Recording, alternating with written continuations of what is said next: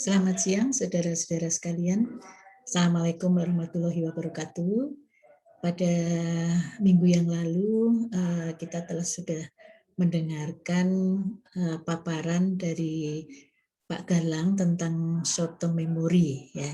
Nah, hari ini saya akan menjelaskan tentang long term memory, yaitu bagian struktural. Baiklah, saya akan share screen ya. Bentar.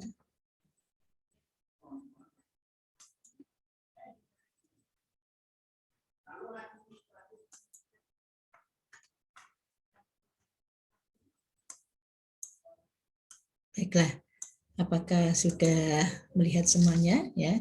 Jadi saya akan menjelaskan tentang long term memory, tentang struktur ya. Jadi yang akan saya jelaskan di sini adalah tentang tipe ingatan, divisi dan interaksinya, kemudian perbedaan beberapa tipe ingatan, kemudian bukti bahwa komponen-komponen ingatan yang berbeda itu didasarkan pada mekanisme yang berbeda.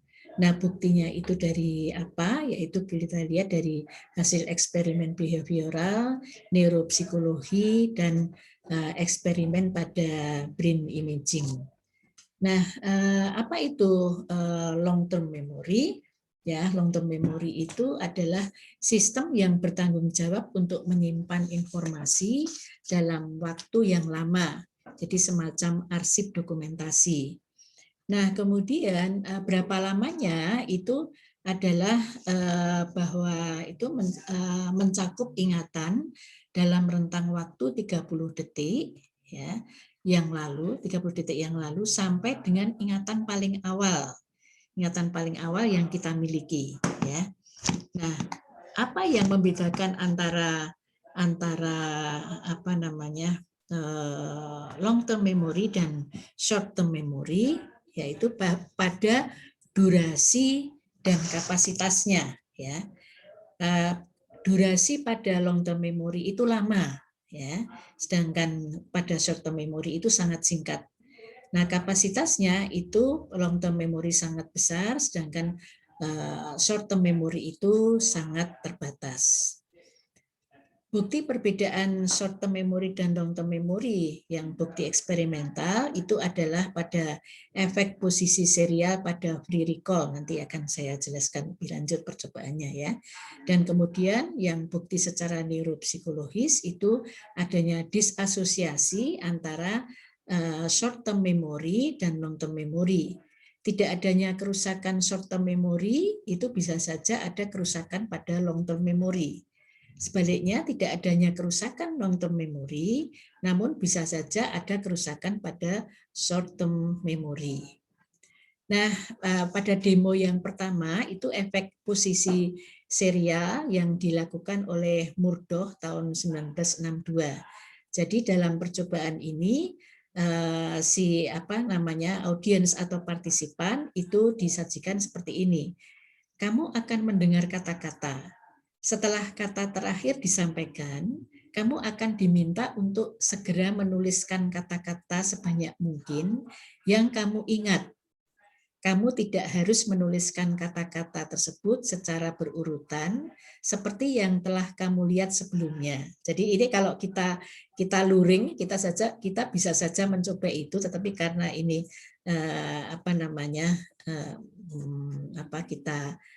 maksudnya asinkron ya, nanti Anda mencoba sendiri ya.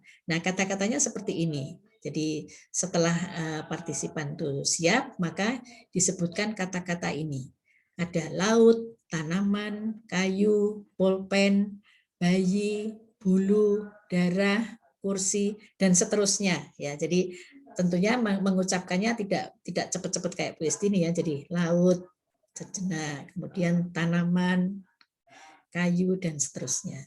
Nah, setelah itu, ini percobaan dari Murdoch itu ya, menemukan bahwa ternyata kata-kata yang mudah diingat itu adalah kata-kata yang disajikan pada awal dan pada akhir ya.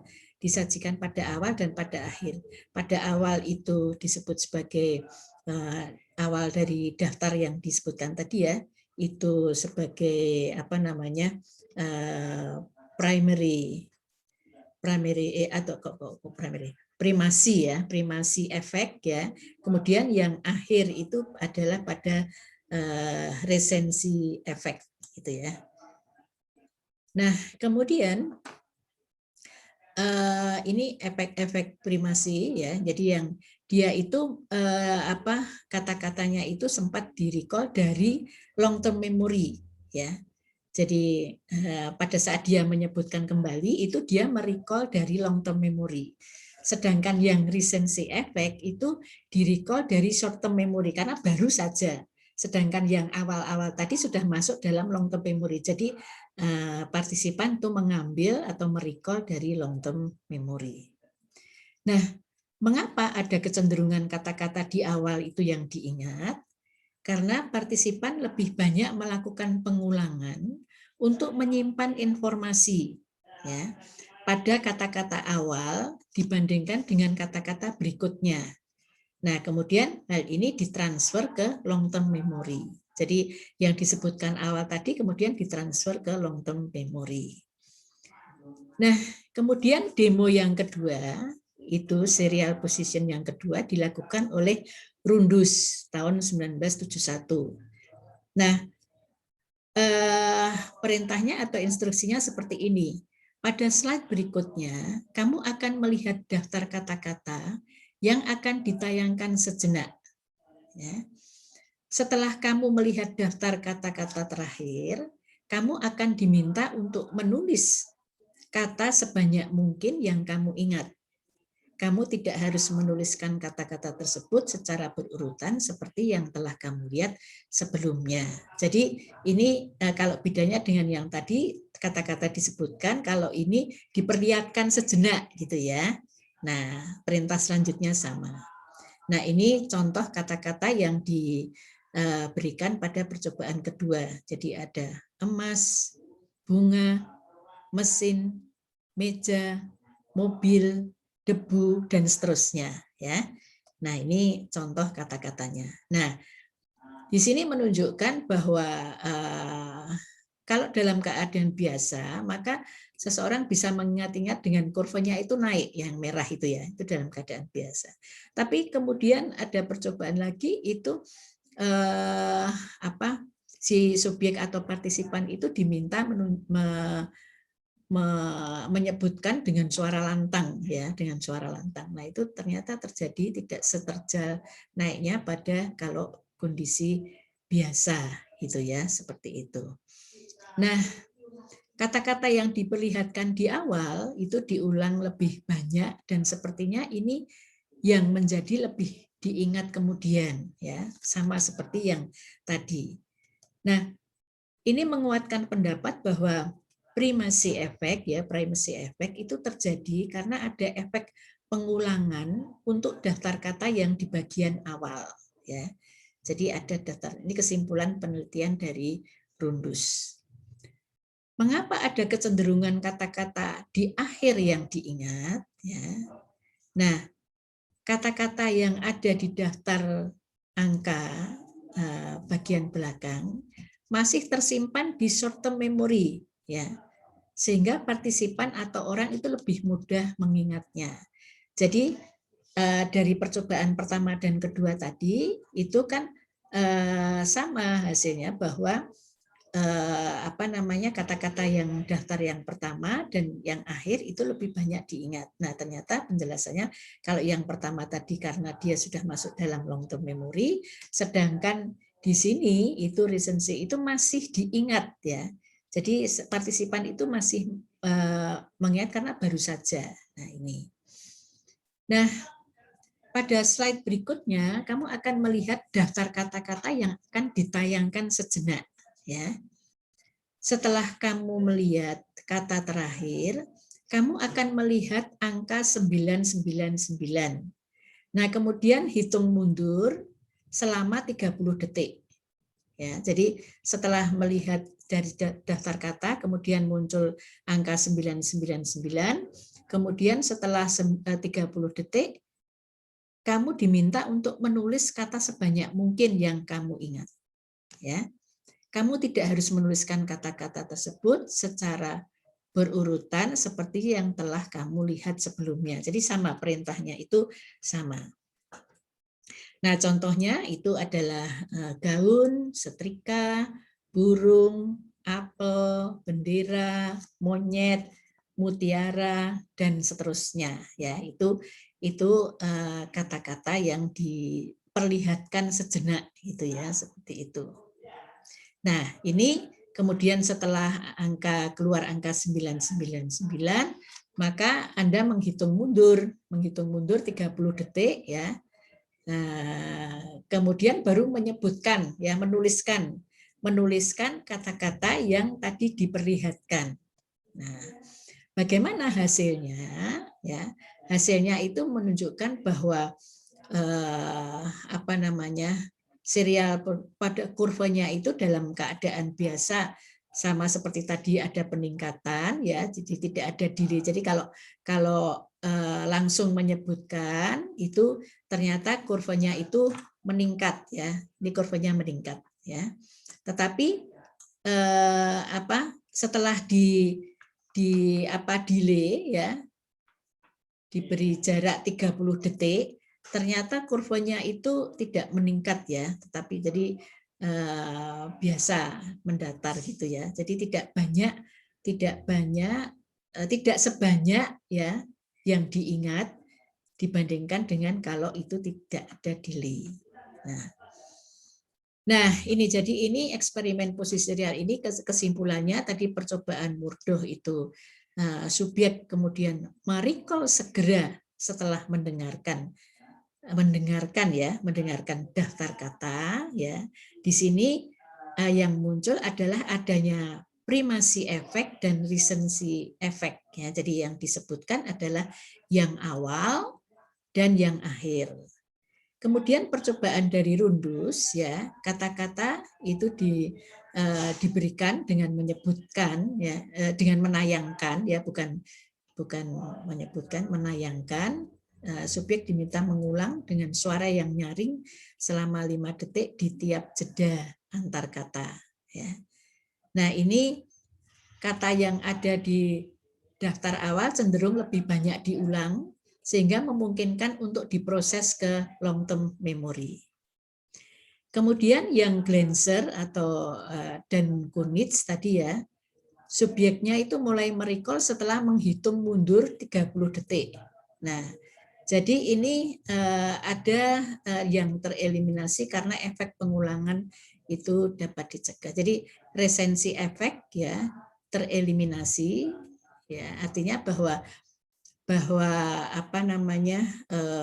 yang diulang pada saat ini yang paling akhir diingat itu ya, itu dapat tidak disebutkan lagi gitu ya, seperti itu.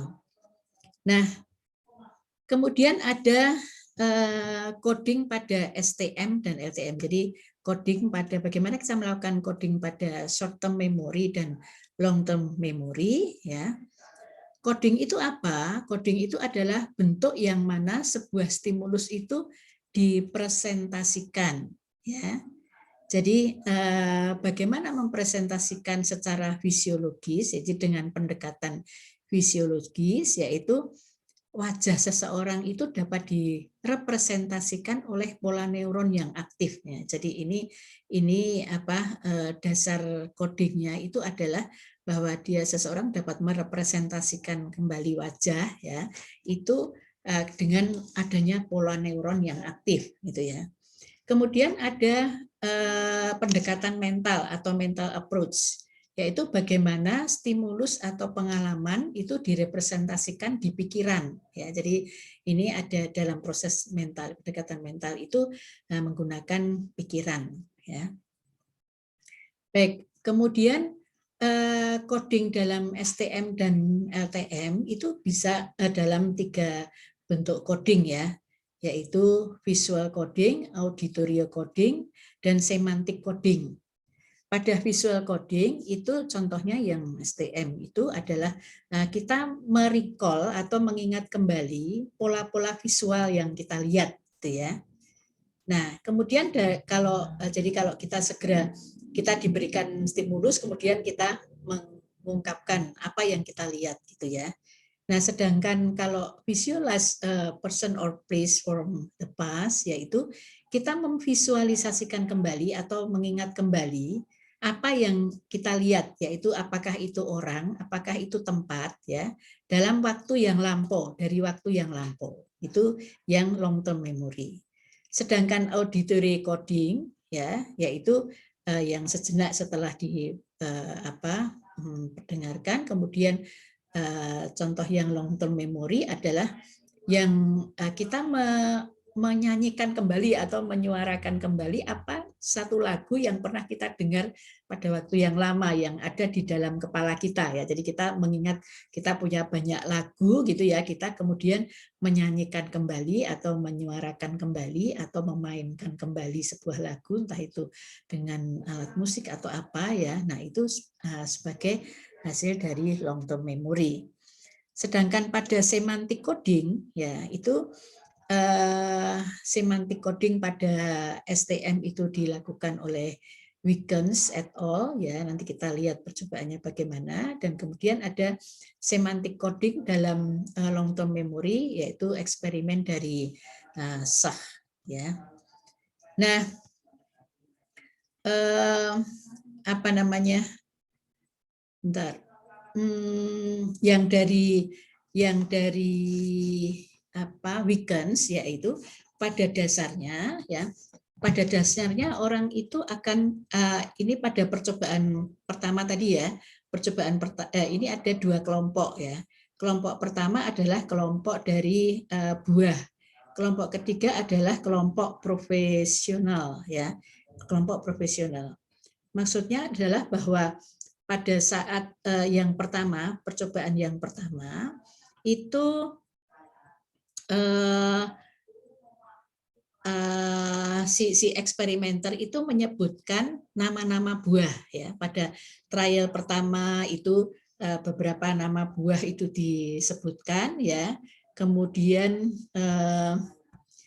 pada trial kedua juga buah-buahan yang disebutkan, trial ketiga buah-buahan, dan trial keempat buah-buahan. Ya.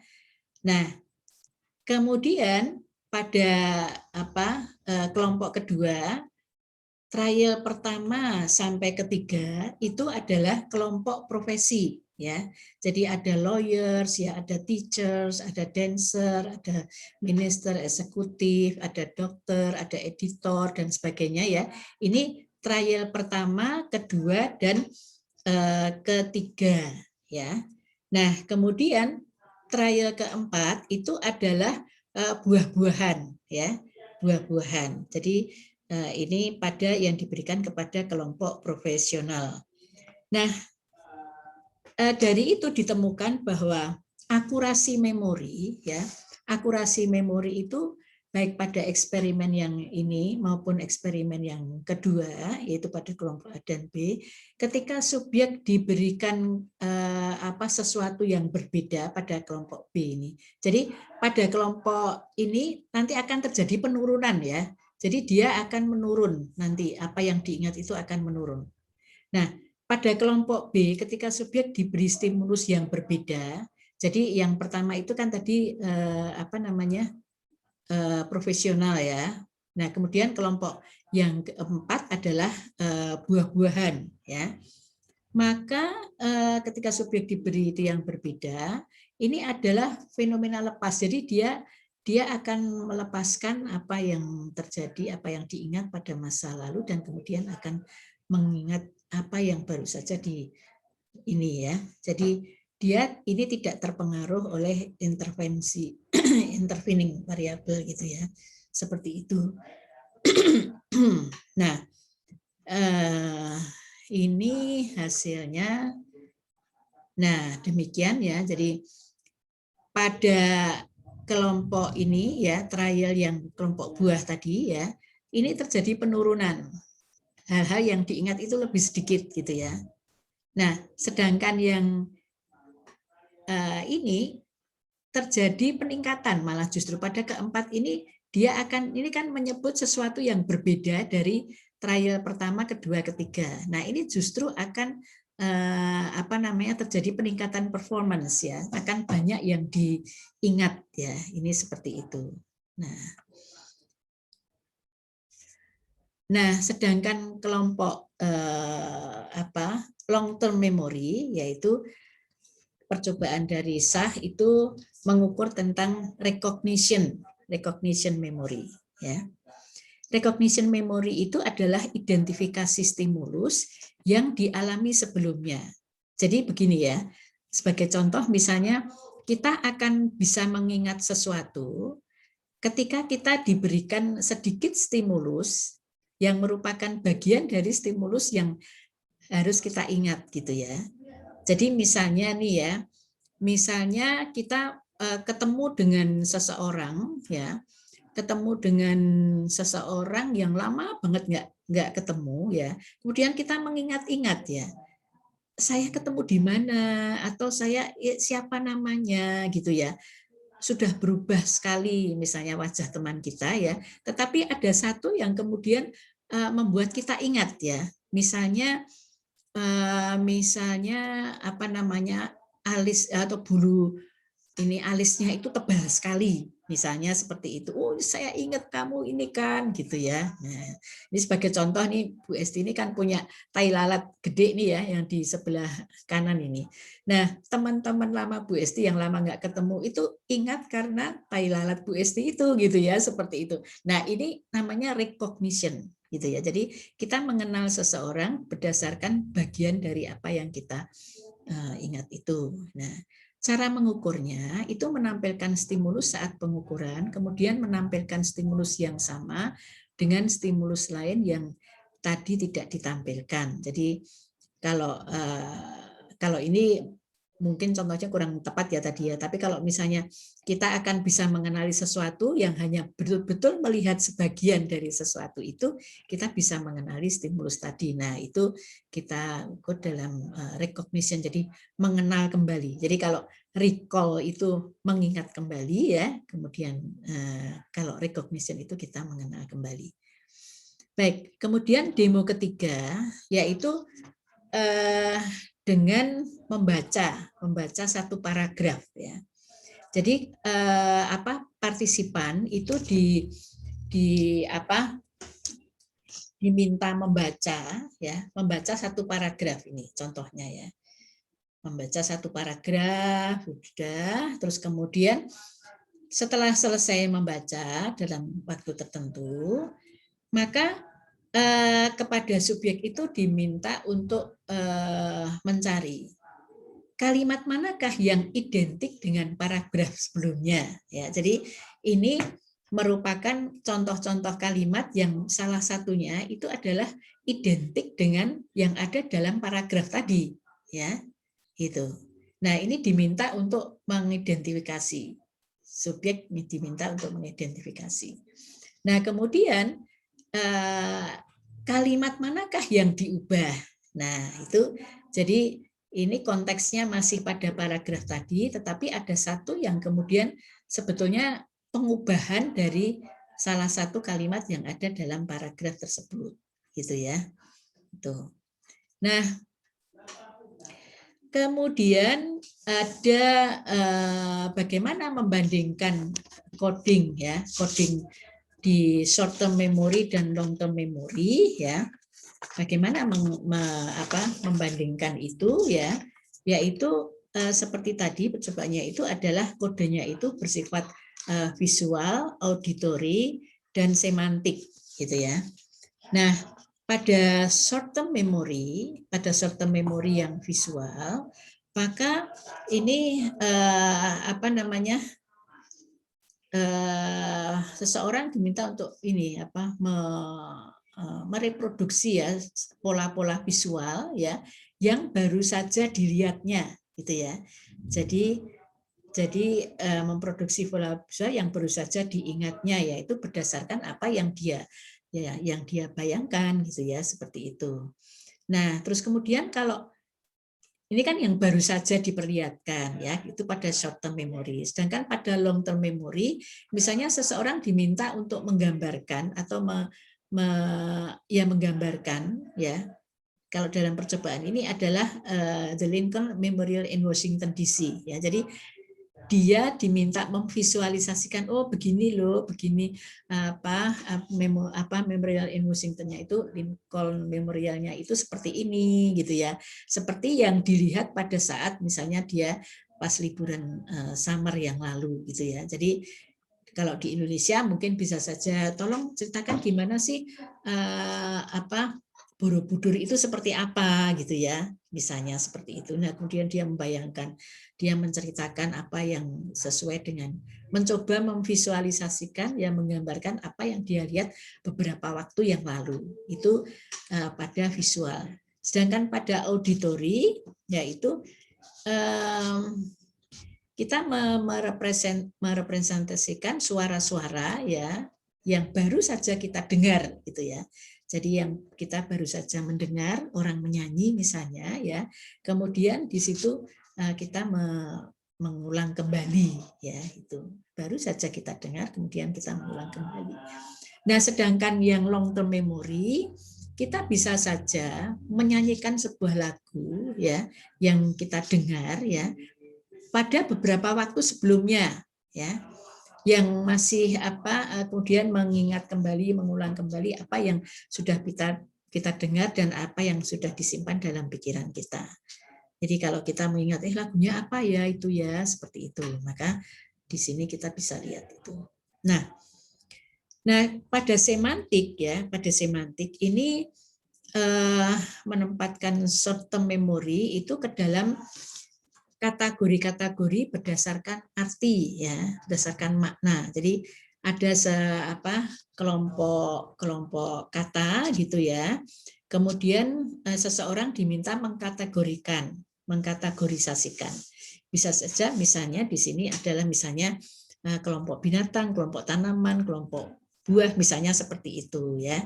Nah, sedangkan pada long term memory kita diminta untuk merecall atau mengingat kembali secara umum apa yang tentang novel yang kita baca beberapa minggu yang lalu, misalnya seperti itu. Nah, ini long term memory. Jadi ini jelas bagaimana kita mengkodekan antara short term memory dan long term memory dalam kode visual, auditory maupun semantik gitu ya, seperti itu. Nah, bagaimana lokasi memori itu di otak gitu ya, menempatkan memori itu di dalam otak, yaitu ada dari beberapa percobaan yang dia membuktikan bahwa mekanisme short term memory dan long term memory itu terpisah pada pasien neuropsikologis ya. Jadi seperti tadi disampaikan bahwa short term memory itu bisa saja berfungsi dengan baik, tapi tidak dapat membentuk long term memory. Nah, ini contohnya pada kasus HM ya. Pasien yang mengalami kejang epilepsi, yaitu dokter bedah mengambil hipokampus di dua sisi otak untuk mengatasi epilepsi karena cara lain sudah tidak bisa mengatasinya lagi. Ya. Nah, kemudian seorang psikolog bernama Brenda Milner mencobakan berkali-kali dalam beberapa dekade pada HM. Ya. Tiap kali HM itu bertemu dengan Brenda, maka dia selalu merasa bahwa tiap pertemuan itu adalah pertemuan yang pertama. Nah, kok bisa ya seperti itu? Nah, karena yang berfungsi itu adalah short term memory ya, sedangkan itu dia tidak bisa membentuk long term memory, sehingga pertemuan-pertemuan yang dulu pernah dia alami itu tidak diingat lagi. Jadi dia merasa bahwa kalau pertemuan itu adalah pertemuan yang pertama. Baik, yang kedua, bukti yang kedua itu apabila short term memorinya itu berfungsi dengan baik, tapi tidak dapat membentuk long term memory yang baru. Ya. Nah, kalau yang tadi itu STM berfungsi dengan baik tapi tidak dapat membentuk long term memory yang baru. Ini sama juga ya, tapi ini pada kasus yang berbeda, yaitu Cliff Waring ya, tahun 1980, yaitu pada gangguan viral encephalitis ya. Itu mengalami kerusakan pada bagian medial temporal lobe ya, yang meliputi hipokampus, amigdala, dan beberapa bagian lain di temporal lobe ya. Di sisa hidupnya, CW atau Cliff Waring ini hanya mampu mengingat kejadian dalam waktu sekitar 1 sampai 2 menit terakhir ya.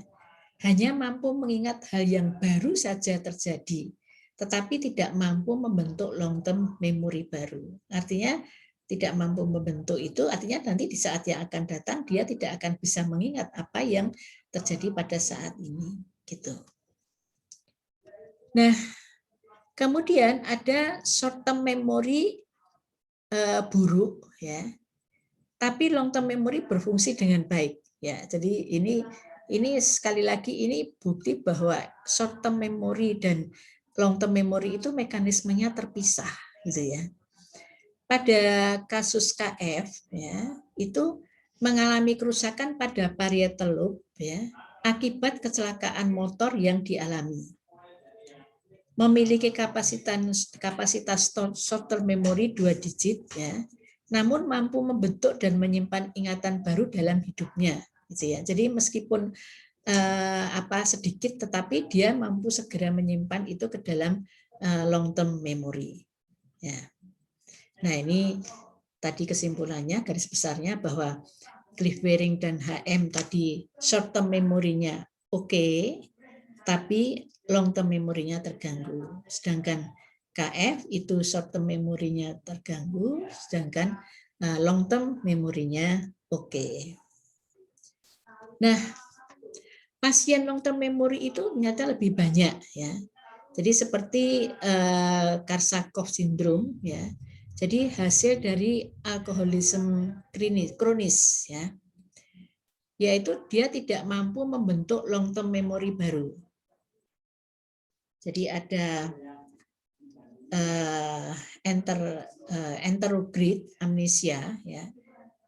Tidak mampu mengasimilasi dan menyimpan pengetahuan yang baru, tidak mampu mengenali lagi orang-orang baru orang-orang yang baru saja ditemui, dan tidak mampu mengingat alamat-alamat baru yang baru saja diketahui, tidak mampu mengingat cerita di buku dan seterusnya. Nah, kemudian ini ada yang ini kehilangan ingatan-ingatan lama ya. Ingatan yang lama, jadi ada retrograde amnesia ini. Jadi ini salah satu bentuk gangguan long term memory ya. Kemudian Jimmy itu menyampaikan ada Korsakoff syndrome, yaitu neurological disorder yang disebabkan karena tiamin ya, karena tiamin. Jadi karena B1. Ini kekurangan B1 ya. Ini bisa terjadi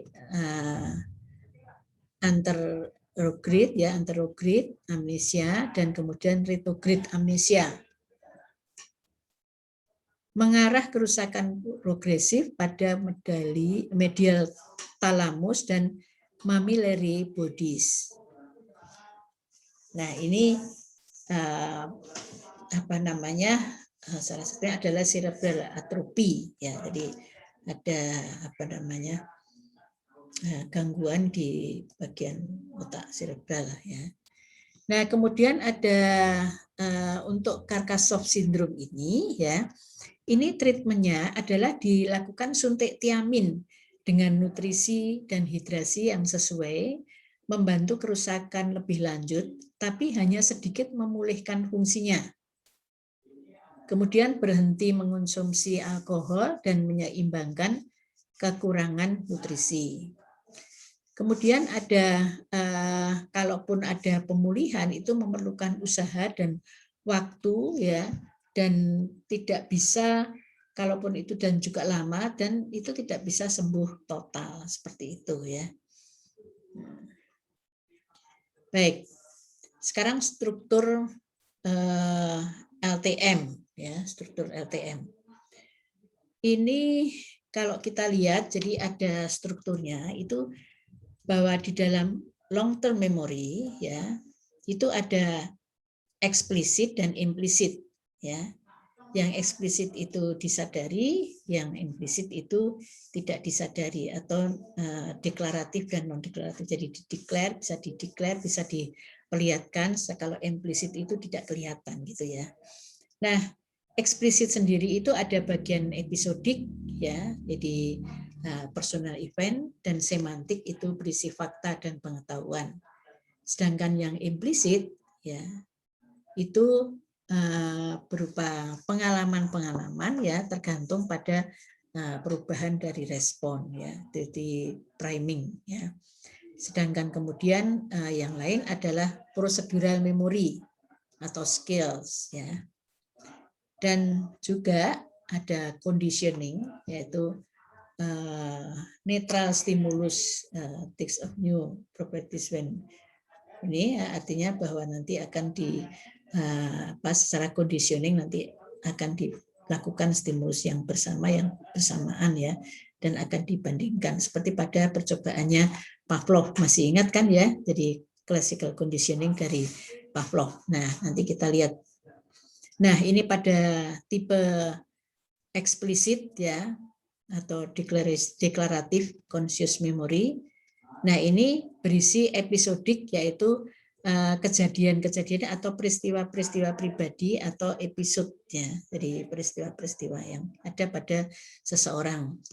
Nah kemudian ada semantik, itu berisi tentang fakta-fakta dan pengetahuan ya. Kalau yang tadi itu adalah kejadian ya, peristiwa, sedangkan ini adalah fakta atau pengetahuan. Sedangkan implisit yaitu memori ya, memori yang tidak disadari ya, tapi itu berpengaruh pada perilaku ya, yaitu ada priming, ada procedural memory, ada classical conditioning. Nah, explicit memory itu sendiri ya, itu diterangkan oleh Smith dan Grossman tahun 2008 ya.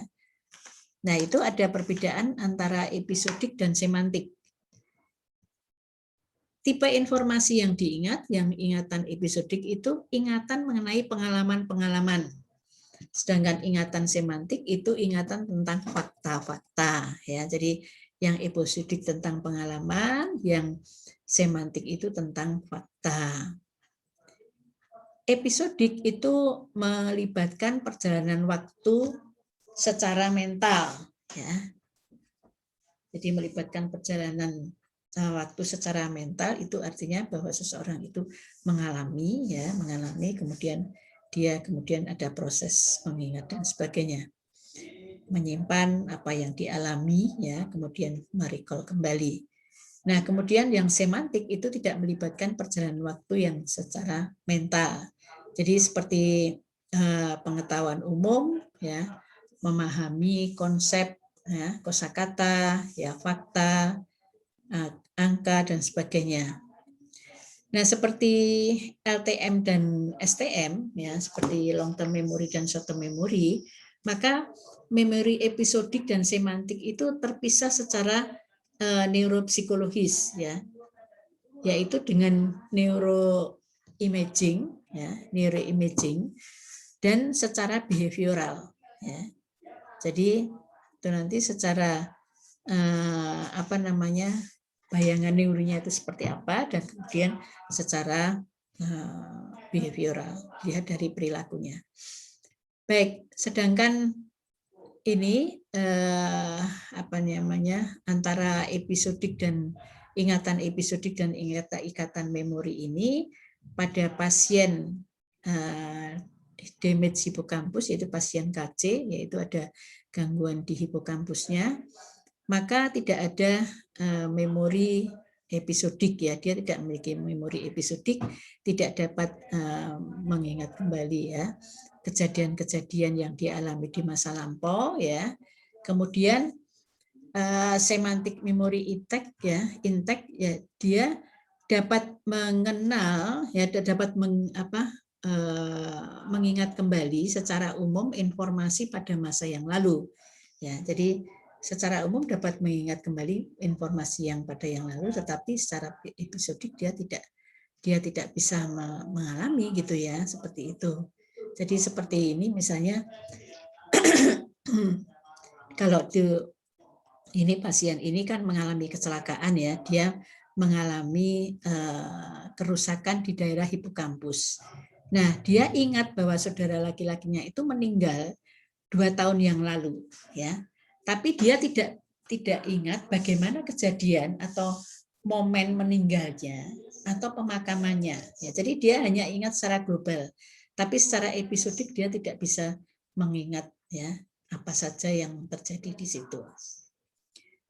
Baik, kemudian pemisahan atau pembedaan antara episodik dan semantik ini, itu ada contoh wanita Italia yang menderita encephalitis pada usia 44 tahun. Jadi kerusakan ingatan semantik tidak dapat mengasosiasikan nama-nama orang yang familiar, ya. Tapi dapat mengingat pengalaman personal dengan orang-orang tersebut. Jadi saya tidak bisa menyebutkan, seseorang tidak bisa mengasosiasikan atau menyebutkan kembali nama-nama orang yang sudah pernah dikenalnya, bahkan yang sudah familiar ya. Tapi dia bisa merasakan atau mengingat pengalaman personal dengan orang tersebut gitu ya.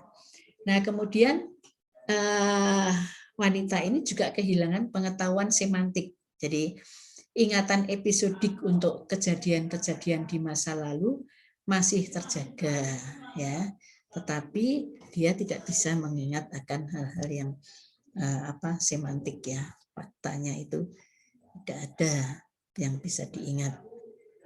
Nah, pada bukti ini ya, ini kelihatan ada brain areanya ya, brain area yang berhubungan dengan memori episodik dan memori semantik ya. Ya di sini yang area kuning ya, area kuning itu area yang teraktivasi oleh episodik memori ya. Sedangkan yang biru itu area yang teraktivasi oleh semantik memori. Jadi yang satu itu ini lebih pada episodik memori ya, sedangkan yang biru ini lebih pada semantik memori. Ingatan episodik dan semantik ya, episodik dapat hilang, hanya semantik yang masih ada ya. Jadi ini dalam memperoleh pengetahuan mungkin diawali dengan episodik, namun lama-kelamaan menjadi beralih menjadi semantik ya. Ini jadi semantik yang masih ada. Jadi episodiknya hilang tapi semantiknya masih ada ya. Awalnya diawali dengan episodik karena kan dari hal yang dialami begitu ya. Nah, kemudian dari hal yang dialami itu kemudian beralih ke semantik seperti itu. Semantik dapat dipertahankan jika diasosiasikan dengan episodik. Jadi tentunya meskipun itu konsep, meskipun itu kata-kata, itu akan lebih mudah diingat apabila itu dikaitkan dengan pengalaman ya. Jadi seperti ingatan semantik semantik personal ya. Ingatan semantik personal itu ingatan semantik yang memiliki signifikansi secara personal. Jadi misalnya kita mengingat nama, kata-kata itu nama atau berkaitan dengan satu peristiwa tertentu atau mungkin dengan situasi tertentu yang kita familiar, itu akan lebih mudah diingat daripada kita hanya sekedar ini mengingat kata saja gitu ya, seperti itu. Nah, di samping eksplisit memori itu ada implisit memori ya. Jadi bahwa ingatan-ingatan itu dapat digunakan ya tanpa adanya kesadaran ya. Jadi di situ baik konten maupun kontennya itu dari memori implisit itu tidak dapat dilaporkan seperti itu ya. Nah, implicit memory itu ada ingatan prosedural ya. Ingatan prosedural yaitu skill memory, yaitu ingatan untuk melakukan tindakan ya. Dan kemudian ingatan untuk melakukan sesuatu yang biasanya melibatkan keterampilan yang telah dipelajari. Bukan ingatan mengenai di mana atau kapan itu dipelajari, tetapi tentang apa yang dia keterampilannya yang dia ingat, itu seperti itu ya. Kemudian melakukan suatu prosedur tanpa menyadari bagaimana melakukannya ya. Jadi itu prosedural memory. Baik. Kemudian kasus Cliff Baring tadi ya, tidak mampu membentuk long term memory baru, namun masih mampu bermain piano ya. Jadi dia tidak mampu membentuk long term memory yang baru, tapi dia masih mampu bermain piano. Nah, tentunya ini dari ingatan-ingatan lama ya yang kemudian di-recall kembali.